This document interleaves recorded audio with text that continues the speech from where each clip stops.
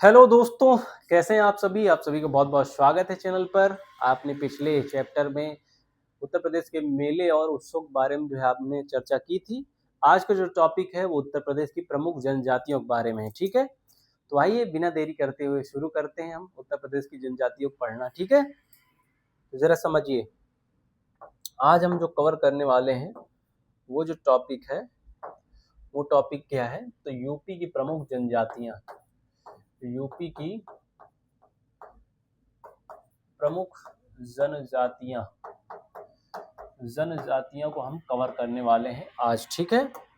UP की प्रमुख जनजातियों को आज हम कवर करने वाले हैं। आपको बात क्लियर हो रही है? तो पहले हम समझ लेते हैं कि हमारे भारतीय संविधान में क्या उल्लेख है जनजातियों का, फिर हम आएंगे उत्तर प्रदेश की जनजातियों के ऊपर, ठीक है? तो भारतीय संविधान में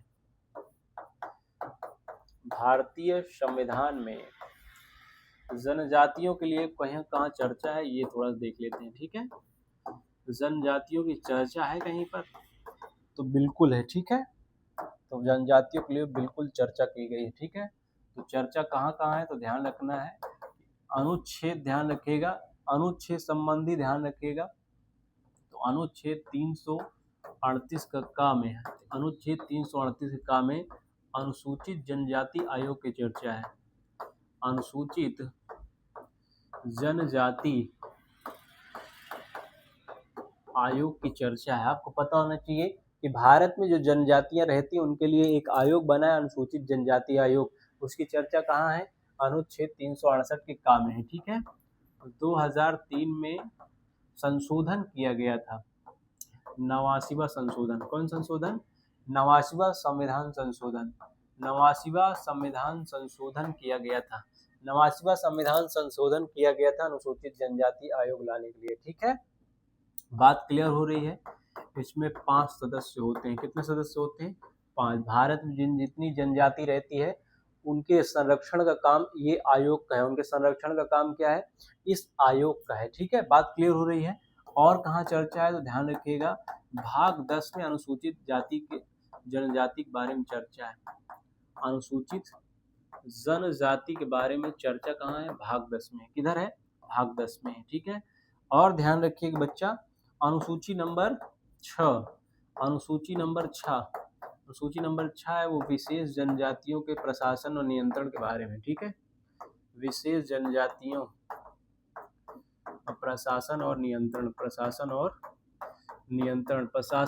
नियंत्रण के बारे में चर्चा, प्रशासन और नियंत्रण के बारे में चर्चा जनजातियों की अनुसूची नंबर 6 में, अनुसूची नंबर 6 में है, ठीक है? और ध्यान रखिए,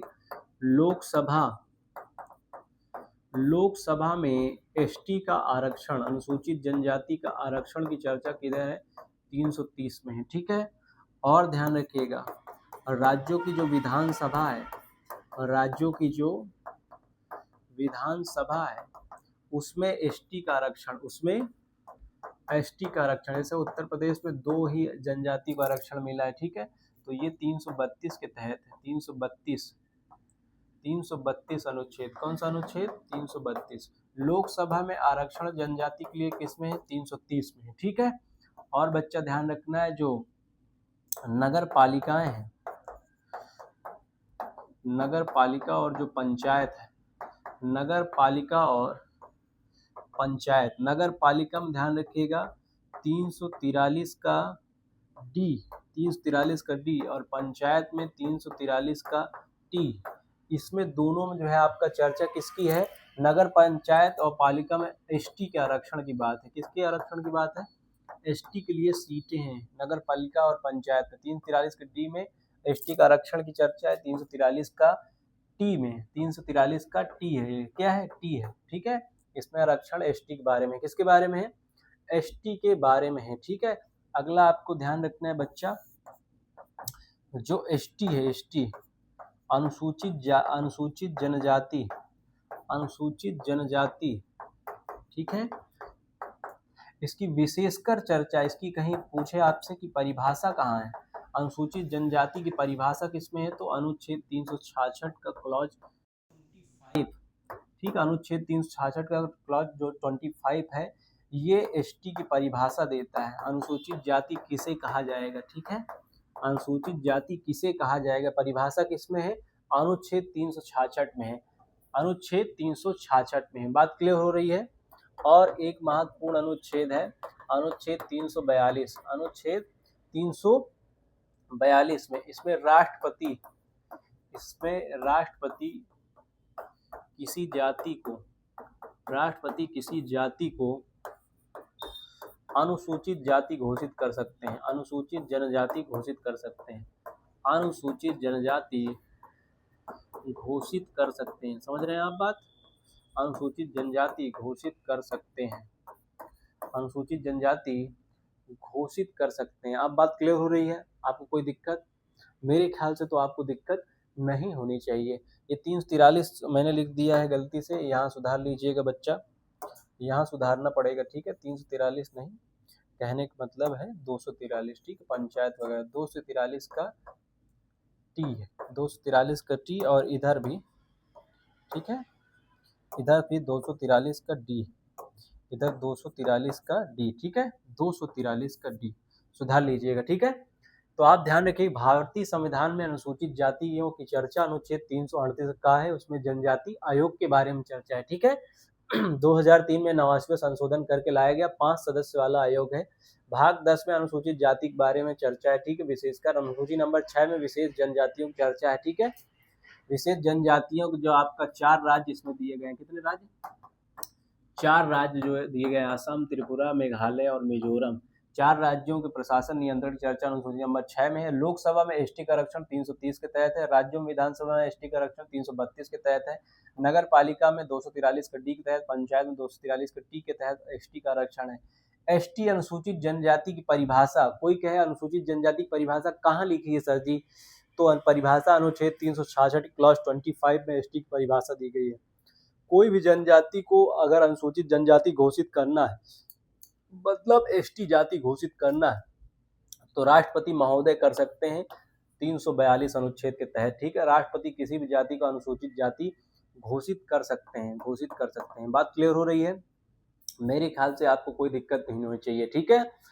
आगे चला जाए तो ध्यान रखिएगा, 2011 जब जनगणना हुई थी, ठीक है, 2011 की जनगणना हुई थी, तो ध्यान रखिएगा, एसटी की जो जनसंख्या थी लगभग 11 करोड़ थी। कितनी थी, 11 करोड़ जनसंख्या थी। तो जो अगर आप प्रतिशत में निकालेंगे तो 0.56%, 0.56% कुल जनसंख्या भारत की होगी, या इसको कह लीजिए 0.6%, 0.6% पूरी भारत की जनसंख्या की ये जनसंख्या होगी। बात समझ रहे हैं आप, कोई दिक्कत।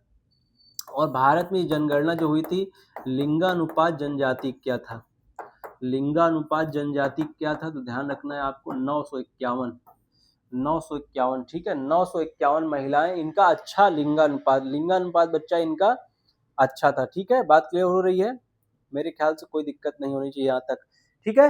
तो 951 लिंगानुपात था, प्रतिशत ये 0.57 या 6 कह लीजिए। जनगणना में एसटी 11 करोड़ था।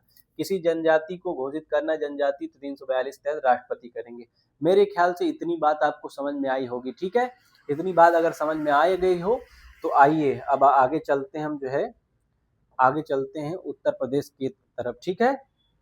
अब मेरी बात यहाँ जरा समझिए, अब मेरी बात आपको सभी को समझ में आ रहा है, कोई दिक्कत तो नहीं हो रही है। चलिए ध्यान समझिए, अब हम उत्तर प्रदेश पर आएंगे, हम अब उत्तर प्रदेश की जनजातियों पर आएंगे, ठीक है।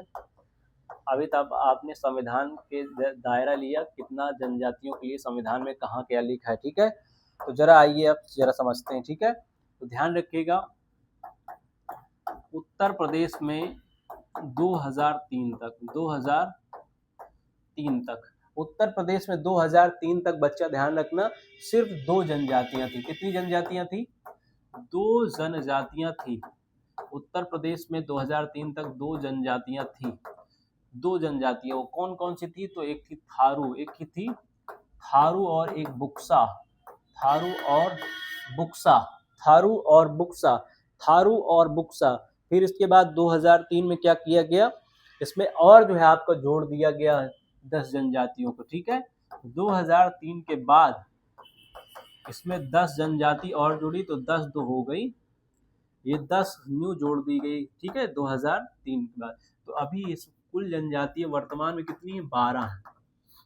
वर्तमान उत्तर प्रदेश में जनजातियों की संख्या कितनी है? 12 जनजातीय सॉरी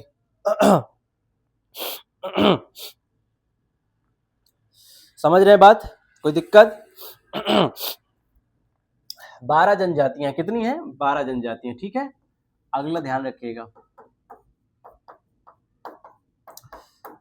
उत्तर प्रदेश में सर्वाधिक जनजाति किधर है? उत्तर प्रदेश में सर्वाधिक जनजाति किस जिले में पाई जाती है? जनजाति वाला जिला कौन सा है? तो आपको बताना है सोनभद्र है। कौन सा जिला है? सोनभद्र। आप समझ रहे हैं बात को? उत्तर प्रदेश में सर्वाधिक जनजाति वाला जिला कौन सा है? तो आपको बताना है सोनभद्र। आपको क्या बताना है? सोनभद्र, ठीक है। आपको बताना है बच्चा सोनभद्र, ठीक है। आपको बताना है सोनभद्र। उत्तर प्रदेश में सर्वाधिक जनजाति वाला जिला कौन सा है? सोनभद्र है। कौन सा है? सोनभद्र। आप बता पाएंगे ना? तो उत्तर प्रदेश में सर्वाधिक जनजाति वाला जिला कौन सा है? सोनभद्र है, ठीक है। सोनभद्र, ठीक है। बात क्लियर हो रही है? और अगर पूछा जाए, बताइए कि उत्तर प्रदेश में न्यूनतम जनजाति वाला जिला कौन सा है? उत्तर प्रदेश में न्यूनतम जनजाति वाला जिला, न्यूनतम जनजाति वाला जिला, न्यूनतम जनजाति वाला जिला कौन सा है? तो ध्यान रखिए बागपत है। कौन सा जिला है? बागपत जिले में जो है न्यूनतम जनजाति है। और एक जो है तथ्य याद रखना है कि जनजाति ही नहीं है, जनजाति नहीं है। कौन से जिले में है? तो ध्यान रखना जनजाति नहीं है अयोध्या और जालौन में। अयोध्या जिले में और जालौन जिले में, अयोध्या जिला और जालौन जिला में जाति है ही नहीं। यहाँ बच्चा एसटी नहीं है। इन जिलों में एक भी एसटी नहीं है, एक भी एसटी नहीं है। बात समझ रहे हैं आप? इन जिलों में एक भी एसटी नहीं है। बात क्लियर हो रही है? एक भी एसटी नहीं है, ठीक है। अगला ध्यान रखना है, सर्वाधिक आबादी वाली जनजाति कौन सी है? सर्वाधिक आबादी वाली जनजाति कौन सी है? ठीक है, जनजाति कौन सी है? तो आपको याद रखना है थारू। कौन सी जनजाति है? थारू जनजाति। सर्वाधिक आबादी वाली उत्तर प्रदेश जनजाति कौन सी है? थारू जनजाति है। कौन सी जनजाति है बच्चा? थारू जनजाति है। बात क्लियर हो रही है? कोई दिक्कत? मेरे ख्याल से कोई दिक्कत नहीं होनी चाहिए यहाँ तक, ठीक है। अब अगला चलिए, ठीक है, अगला चलिए समझते हैं अब, ठीक है। एक एक जनजाति अब पढ़ना अब शुरू करिए, ठीक है, जो प्रमुख जनजातियां। अब हम पढ़ेंगे उत्तर प्रदेश की प्रमुख जनजातियां। उत्तर प्रदेश की प्रमुख जनजातियां हैं जो, ठीक है, प्रमुख जनजातियां हैं। उत्तर प्रदेश की जो प्रमुख जनजातियां उनको कवर करना है, ठीक है। तो आइए जरा स्टार्ट करिए, ठीक है। पहली जो जनजाति वो है थारू। वो कौन सी जनजाति है? थारू जनजाति बच्चा, ठीक है। थारू जनजाति के बारे में पढ़ना शुरू करते हैं, ठीक है। चलिए ध्यान समझिए। थारू जनजाति के बारे में आपको कुछ तथ्य याद रखने हैं, ठीक है। आपको तथ्य क्या याद रखने हैं वो जरा समझ लीजिए, ठीक है। थारू जनजाति, तो इनका कद छोटा होता है। इनका कद क्या होता है? छोटा होता है। कद छोटा होगा, मुख चौड़ा होगा, मुख चौड़ा होता है। जो थारू जनजाति होती है इनका कद जो है बहुत छोटे छोटे होगा, ठीक है। और इनका जो मुख होगा वो चौड़ा होता है। मुख क्या होता है? चौड़ा होता है। और मुख चौड़ा होने से आपको याद आएगा कि ये लोग जो है आपका मंगोल प्रजाति, मंगोल को देखा आपने, वो मुख चौड़ा होता है। मुख उनका क्या होता है? चौड़ा होता है, ठीक है। कद छोटा होगा, कद क्या होगा इनका? छोटा, मुख चौड़ा। पीली चमड़ी होती है इनकी, यानी जो त्वचा का रंग होगा वो थोड़ा सा पीली चमड़ी होगी, ठीक है। कह लीजिए ये मंगोल प्रजाति टाइप के हैं। मंगोल प्रजाति के इसमें आपको लक्षण आपको दिखाई पड़ेंगे, ठीक है। मंगोल प्रजाति के लक्षण दिखाई पड़ेंगे किसमें? थारू जनजाति में। किसमें बच्चा? थारू जनजाति में, ठीक है। इनका जो वंश है ध्यान रखना है, ये किरात वंश से संबंधित है। कौन से वंश से संबंधित है? किरात वंश। थारू जनजाति को जो वंश है वो किरात वंश से संबंधित है। कौन से वंश से संबंधित है? किरात वंश से संबंधित है। आप समझ रहे हैं? किरात वंश से। बात क्लियर हो रही। थारू जनजाति किरात वंश से संबंधित है। मुख चौड़ा, कद छोटा होगा, पीली चमड़ी होगी, यानी मंगोल प्रजाति जैसे होती है। चीन के जो है आपका, रूस के बीच में एक देश है मंगोलिया, वहां जैसे लोग होते हैं वैसे जो है आपका ये जनजाति होगी, वैसे ये जनजाति होगी। बात क्लियर हो रही है, कोई दिक्कत? अगर इनका पूछा जाए कि विस्तार क्षेत्र पाए कहाँ जाते हैं, ठीक है, पाए कहाँ जाते हैं, इनका विस्तार कहाँ होगा, विस्तार, निवास किधर होता है, निवास रहते कहाँ हैं, तो ध्यान रखिएगा उत्तर प्रदेश के तराई क्षेत्र में, उत्तर प्रदेश के तराई क्षेत्र में निवास करते हैं। उत्तर प्रदेश के तराई क्षेत्र में लोग रहते हैं, ठीक है। तराई क्षेत्र में जिला कौन सा आता है, जैसे महाराजगंज है, महाराजगंज, सिद्धार्थ नगर, सिद्धार्थ नगर, ठीक है, और जैसे श्रावस्ती, श्रावस्ती है, ठीक है, बहराइच, बहराइच, इन जिलों में जो है आपका थारू जो जनजाति वो पाई जाएगी, थारू जनजाति वो पाई जाएगी, ठीक है। और इनका जो ध्यान रखिएगा ये विस्तार क्षेत्र है, यहाँ इन क्षेत्रों में पाई जाती हैं। इनमें ध्यान रखिएगा ये संयुक्त परिवार रहते हैं, संयुक्त परिवार की प्रथा है इनमें, संयुक्त परिवार। और माता को ज्यादा जो है आपका मतलब ज्यादा जगह दी जाती है, तो इनका जो आपका समाज है वो मातृसत्ता वाला है, मातृसत्ता का समाज है, संयुक्त परिवार की व्यवस्था है, मातृसत्ता वाला समाज इनका जो समाज है थारू जनजाति, ठीक है। यहाँ जो है बहनों का आदान प्रदान होता है, इसमें बहनों का आदान प्रदान हो जाता है, बहनों का आदान प्रदान हो जाता है विवाह पर, किस पे, विवाह पर, ठीक है, विवाह पर क्या हो जाता है, बहनों का आदान प्रदान होता है, बहनों का क्या होता है, आदान प्रदान होता है, ठीक है, बहनों का आदान प्रदान विवाह पर हो जाता है। यहाँ विवाह जो होता है बच्चा, तो इसमें क्या होता है ना, बहनों का आदान प्रदान होता है। जैसे नॉर्मली जो है हम इधर उत्तर प्रदेश के इलाके में शादी कर लेते हैं, भाई की शादी हो गई तो उनकी बहन को जो है शादी करके ले आना घर में, ये बहनों का आदान प्रदान जो है आपका इस जनजाति में होता है, थारू जनजाति। ये कोई नई बात नहीं है, आपके क्षेत्र में भी होता होगा, ठीक है। तो बहनों का आदान प्रदान कर लिया जाता है, ठीक है ना, जीजा जी की बहन उधर बहन, ऐसे हो जाता है, ठीक है। तो ध्यान समझिए, बहनों का दान प्रदान होता है, प्रचलन है यहाँ पर। दहेज प्रथा आपको नहीं मिलेगी, दहेज प्रथा जैसा कुछ, दहेज प्रथा नहीं मिलेगी, दहेज प्रथा बिल्कुल भी नहीं मिलने वाली, दहेज प्रथा यहाँ पर नहीं मिलेगी। इनका भोजन बड़ा अच्छा होता है, भोजन बड़ा अच्छा होता है, ठीक है, भोजन में ये चावल ही खाते हैं, ठीक है, भोजन में बच्चा चावल ही खाएंगे। आगे ध्यान रखिएगा, इनका जो भोजन होता है, भोजन, भोजन में लोग चावल खाएंगे, चावल। और इनका जो विवाह का भोज होता है, विवाह का भोज, विवाह का जो भोज होता है इनका, ठीक है, उसे हम बोलते हैं लठ भरवा भोज। क्या बोलते हैं, लठ भरवा भोज, लठ भरवा भोजन कहा जाता है, लठ भरवा भोज, ठीक है, लठ भरवा भोज, इनके भोजन को, जो इनका विवाह होता है उनके, ठीक है, लठ भरवा भोज कहा जाता है।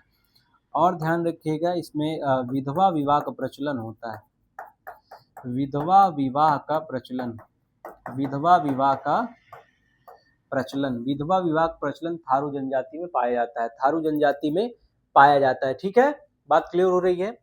और कुछ फैक्ट याद रखना है, जैसे कि ये होली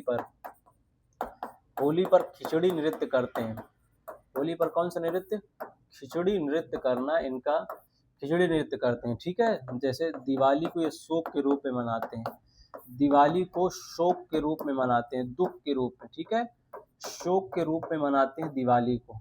और ध्यान रखिएगा ये बजहर, बजहर त्योहार इनके द्वारा मनाया जाता है, बजहर त्योहार, बजहर त्योहार किसके द्वारा मनाया जाता है, तो ध्यान रखिएगा बजहर त्योहार किसके द्वारा मनाया जाता है ये थारू जनजाति। बजहर त्योहार कौन सी जनजाति उत्तर प्रदेश में मनाती है, थारू जनजाति, ठीक है। बात क्लियर हो रही है, मेरे ख्याल से आपको बात क्लियर हो रही होगी, ठीक है।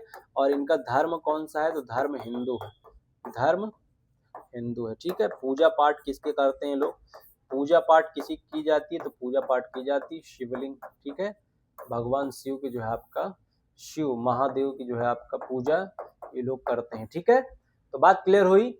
उत्तर प्रदेश की जो जनजाति थारू जनजाति है, इसका कद छोटा होता है, मुख चौड़ा, पीली चमड़ी, मंगोल प्रजाति के लक्षण। ये किरात वंश संबंधित है। विस्तार निवास क्या, तराई क्षेत्र, महाराजगंज, सिद्धार्थनगर, श्रावस्ती, बहराइच। संयुक्त परिवार, माता पिता, सत्ता है। बहनों का दान प्रदान विवाह में हो जाता है, जीजा की बहन या फिर ऐसे जो है सत्ता, ऐसे बहनों का दान प्रदान थारू जनजाति में होता है।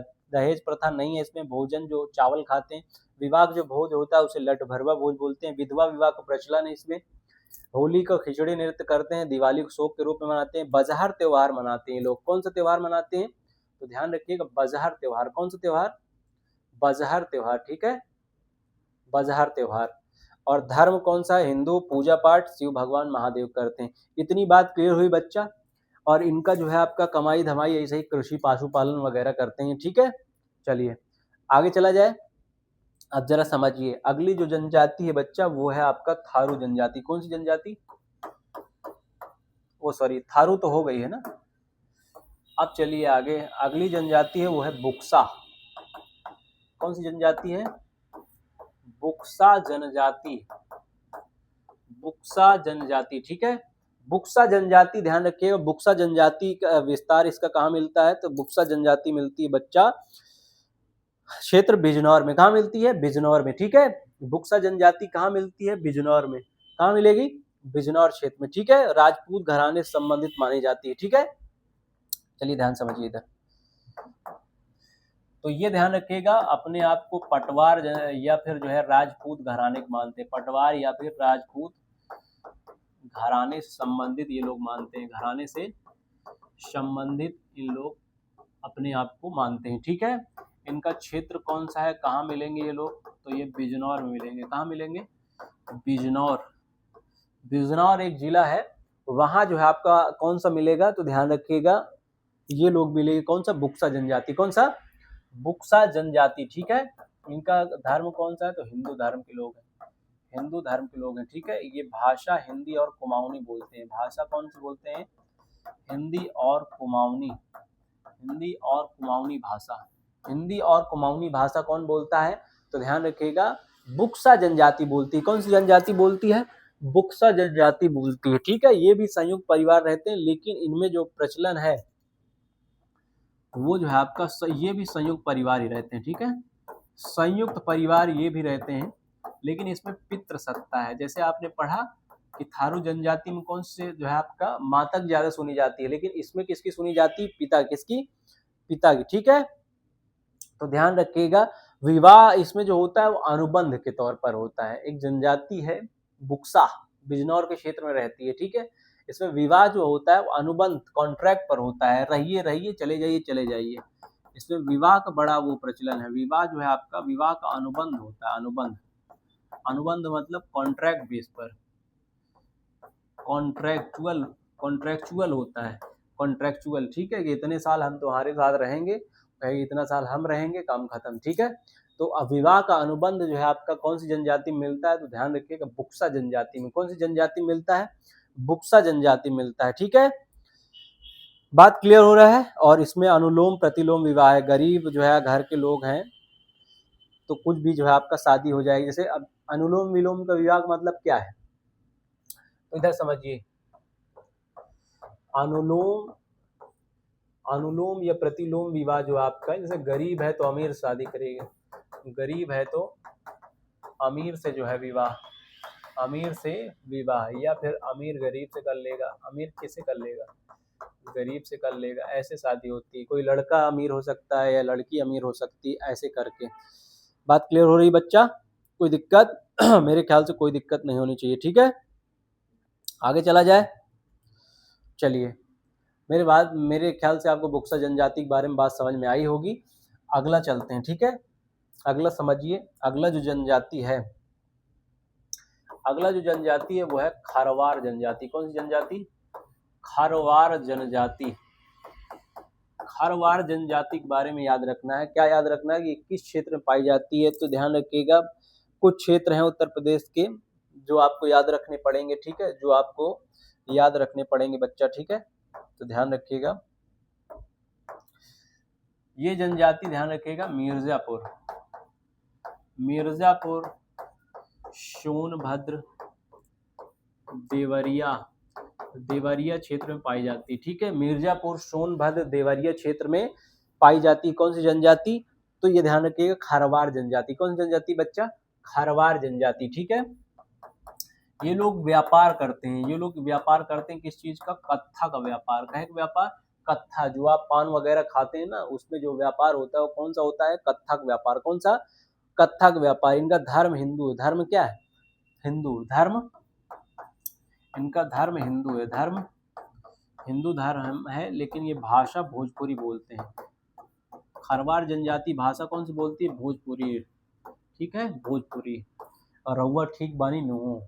ये सब जो है आपका भाषा कौन बोलता है? तो महोदय कौन सा? खरवार जनजाति। कौन बोलते हैं? खरवार। ठीक है, ध्यान रखिएगा बच्चा, ये लोग एक नृत्य करते हैं फसल कटाई पर, जिसको बोलते हैं कर्मा नृत्य। क्या कहा जाता है इसे? कर्मा नृत्य। कर्मा नृत्य, ध्यान रखिएगा, ये फसल कटाई जब होती है इनके यहाँ, फसल की कटाई, तब ये लोग करते हैं कर्मा नृत्य। कौन सा नृत्य? कर्मा नृत्य। कौन सा? कर्मा नृत्य। ठीक है, बात क्लियर हुई आपको? कोई दिक्कत? मेरे हिसाब से कोई दिक्कत नहीं होनी चाहिए। ठीक है, अगली जनजाति देख लेते हैं हम। ठीक है, अगली जनजाति देख लेते हैं,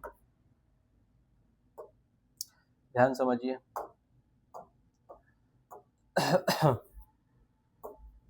अगली जनजाति देख लीजिए। ठीक है, अगली जनजाति है महिगीर।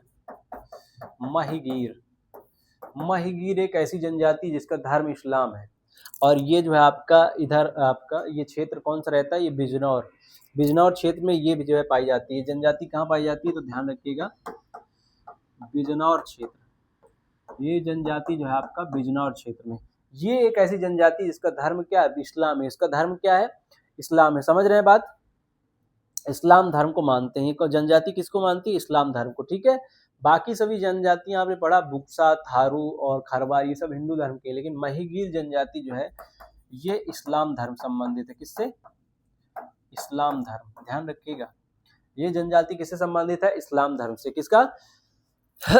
इस्लाम धर्म के। ठीक है, कहा जाता है कि इनका जो उल्लेख है, इनका जो बच्चा उल्लेख है, इनका जो उल्लेख है, इनका उल्लेख मिलता है महाभारत जैसे जो है ग्रंथ में। ठीक है, महाभारत जैसे ग्रंथों में जो है आपका इनके चर्चा मिलती है। किसकी? महिगीर की। इस्लाम धर्म संबंधित अपने आप को मानते हैं, लेकिन जो है आपका उनकी चर्चा कहा जाता है कि महाभारत तक में मिलती है। ठीक है, ठीक है, और ये इनका कार्य क्या है? तो ये मछुआरे हैं बेसिकली। ठीक है, मछुआरे हैं, मछली पालन का, या मछली जो है आपका से अपना अर्थव्यवस्था चलाते हैं, अपना घर बार चलाते हैं। ठीक है, बात क्लियर हो रही है? मेरे ख्याल से आपको बात क्लियर हो गई होगी इतनी, यहाँ तक कोई दिक्कत आपको नहीं दिक्कत होनी चाहिए। समझ रहे हैं बात आप? ठीक है, यहाँ जनजाति जो प्रमुख जनजातियां हैं वो खत्म होती हैं। यहाँ जनजातियां जो प्रमुख हैं वो खत्म होती हैं। आपको कुछ और याद रखना है तो याद रख सकते हैं। ठीक है, चलिए, कुछ और जनजातियां हैं छोटी छोटी जो उसको आपको याद रखना है। जैसे एक है अगरिया। अगरिया जो जनजाति है, अगरिया जो जनजाति है, ध्यान रखिएगा, अगरिया जो जनजाति है बच्चा, अगरिया जनजाति जो है वो सोनभद्र में पाई जाती है। कहाँ पाई जाती है? सोनभद्र में। कहाँ पाई जाती है?